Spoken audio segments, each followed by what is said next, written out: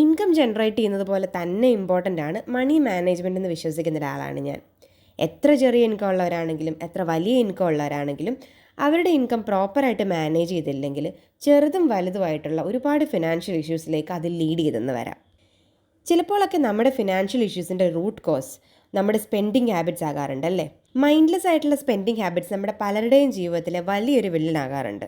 Finance കൈകാര്യം ചെയ്യുന്ന ആദ്യ സമയത്തൊക്കെ ഞാൻ ഫേസ് ചെയ്യുന്നൊരു വലിയ പ്രശ്നമായിരുന്നു ഇത്.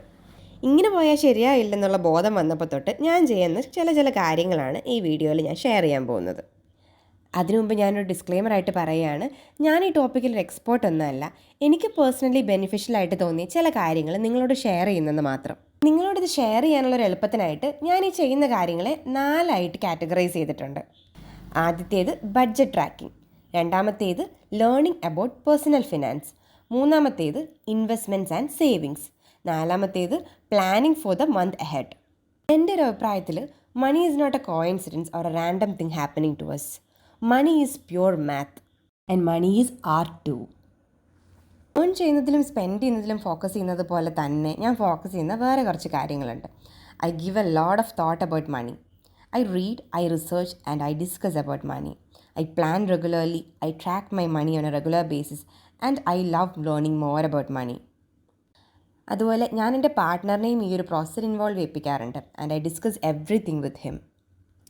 അപ്പോൾ ഞാൻ ചെയ്യുന്ന കാര്യങ്ങളിൽ ആദ്യത്തേതാണ് ബഡ്ജറ്റ് ട്രാക്കിംഗ്. പണം സ്പെൻഡ് ചെയ്യുന്നത് കുറച്ചുകൂടെ മൈൻഡ്ഫുൾ ആകാനായിട്ട് ഞാൻ ഡെയിലി ചെയ്യുന്നൊരു കാര്യമാണ് ബഡ്ജറ്റ് ട്രാക്കിംഗ്. സ്പെൻഡ് ചെയ്യുന്ന ഓരോ രൂപയും എന്തിനാണെന്നും എത്രയാണെന്നും ഞാൻ അപ്പം തന്നെ എൻ്റെ ഫോണിൽ ആദ്യം നോട്ട് ചെയ്യും. ബഡ്ജറ്റ് ട്രാക്കിങ്ങിന് വേണ്ടി മാത്രമായിട്ട് ഞാനൊരു നോട്ട്ബുക്കും ഡെഡിക്കേറ്റ് ചെയ്തിട്ടുണ്ട്. എല്ലാ ദിവസവും ഈവനിങ്ങോ നൈറ്റോ ഞാൻ ട്രാക്ക് ചെയ്ത എക്സ്പെൻസൊക്കെ എൻ്റെ നോട്ടിലേക്ക് എഴുതി വയ്ക്കും.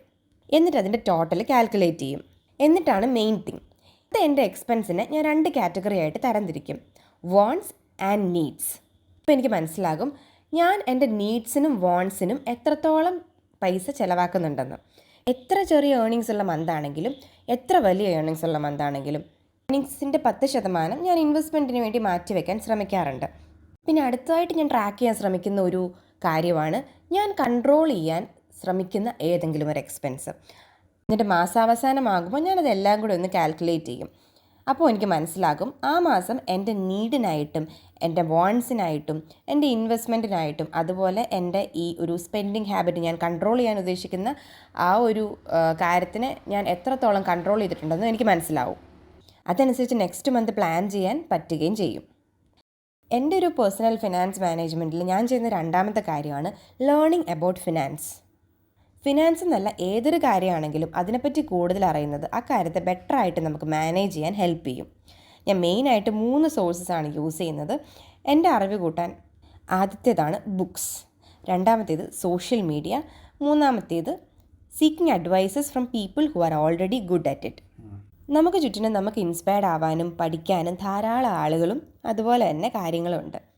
ഇനി എൻ്റെ ഫിനാൻസ് മാനേജ്മെൻറ്റിലെ മൂന്നാമത്തെ കാര്യമാണ് planning for the month ahead. എല്ലാ ദിവസവും ബഡ്ജറ്റ് ട്രാക്ക് ചെയ്യുന്നത് പോലെ തന്നെ എല്ലാ മാസവും ഞാൻ ചെയ്യുന്നൊരു കാര്യമാണ് ആ മാസത്തെ ബഡ്ജറ്റ് ട്രാക്കിങ്ങിൽ നിന്ന് മനസ്സിലാക്കിയ കാര്യങ്ങൾ വെച്ച് അടുത്ത മാസത്തേക്ക് ചില തീരുമാനങ്ങളൊക്കെ എടുക്കുക എന്നുള്ളത്. ഇത് ഞാൻ ഒരു മാസം അവസാനിക്കുമ്പോഴാണ് ചെയ്യാറ്. എൻ്റെ നീഡ്സും വാണ്ട്സും തമ്മിലൊരു ബാലൻസ് ഉണ്ടോ എന്നുള്ളത് ഞാൻ ആദ്യം ചെക്ക് ചെയ്യും.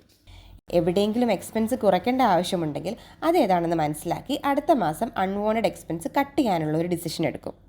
ഇതിനൊക്കെ ഒരുപാട് ടൈം എടുക്കുമെന്ന് നിങ്ങൾ പലരും ആലോചിക്കുന്നുണ്ടാവും അല്ലേ. എല്ലാ ദിവസവും കൂടിപ്പോയാൽ 10 മിനിറ്റാണ് ഞാൻ ആകെ ബഡ്ജറ്റ് ട്രാക്കിങ്ങിനായിട്ട് ഉപയോഗിക്കാറ്.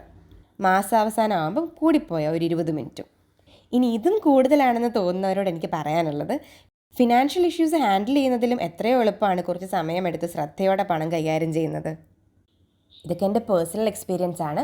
ഞാൻ പറഞ്ഞ ഏതെങ്കിലും ഒരു കാര്യം ആർക്കെങ്കിലുമൊക്കെ യൂസ്ഫുൾ ആണെന്ന് വിചാരിക്കുന്നു. And thank you for watching this video.